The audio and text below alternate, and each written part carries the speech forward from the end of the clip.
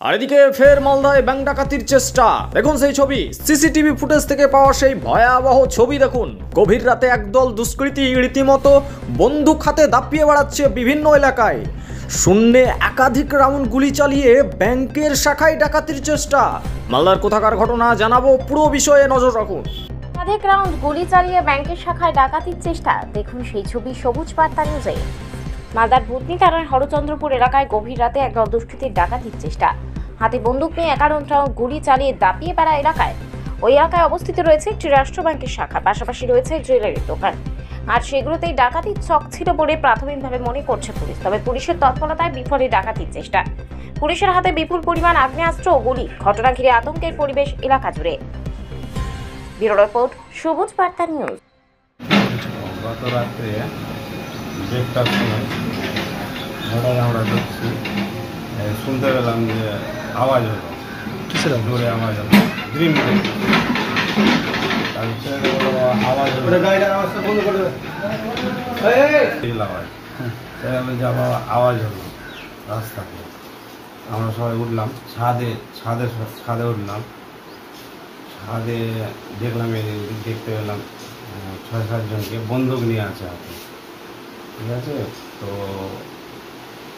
সেরকম ওরা ক্ষতি করতে পারেনি, ফায়ার টায়ার করে আবার এদিক ওদিক দেখে থেকে আবার চলে গেছে ফায়ার টায়ার করে। ক রাউন্ড গুলি চলেছে? 5 রাউন্ড। 5 রাউন্ড। কতজন ছিল? 7 জন।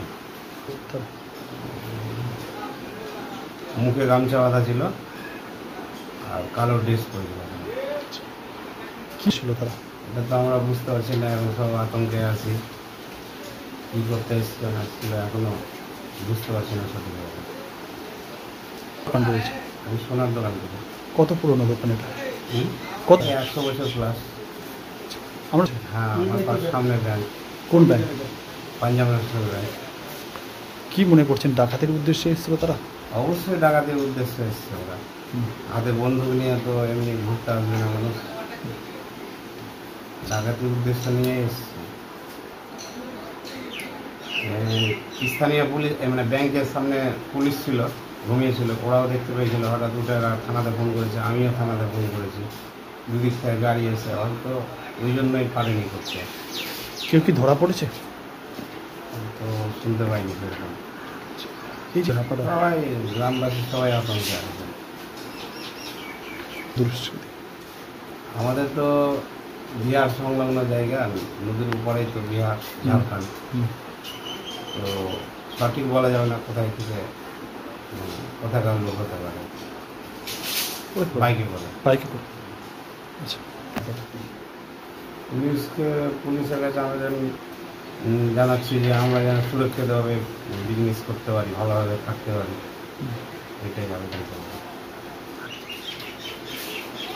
আমরা কী করে বলবো বলে। ঠিক আছে, আপনার নাম বলুন। শ্যামচরণ মন্ডল। আপনার দোকানের নাম? পূজা জুয়েলারি।